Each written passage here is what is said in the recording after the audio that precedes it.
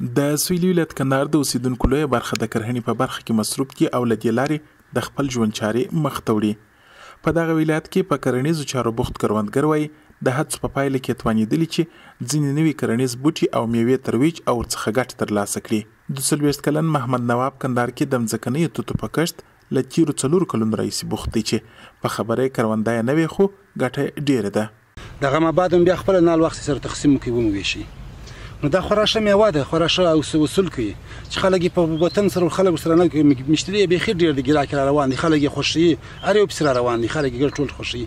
مګر دا شی دی وروره چې دا سړی په ورسره پوه شي خورا ښه وسا میوه ده او ښه روپۍ ټولې یې. ځکه توت چې کال کې 4 ځله حاصل ورکوي، مسؤلین یې د نشي توکو د کښتونو د مخنیوي ښه بدیل بولي. د مځکني توت ترڅنګ کندهار کې بزګران د ځینو نورو میوو د رواجولو په لټه کې هم دي.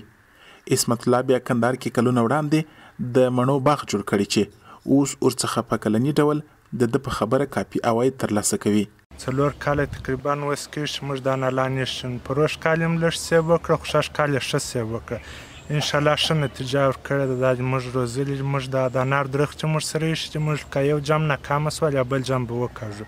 د کندهار د کرهڼې ریاست د مسؤلینو په خبره کندهار کې د پخوا په پرتله کرهڼه عصري سوې چې ورسره سم د کرهڼیزو پیداوارو د ضایعاتو کچه هم کښته سوې ده.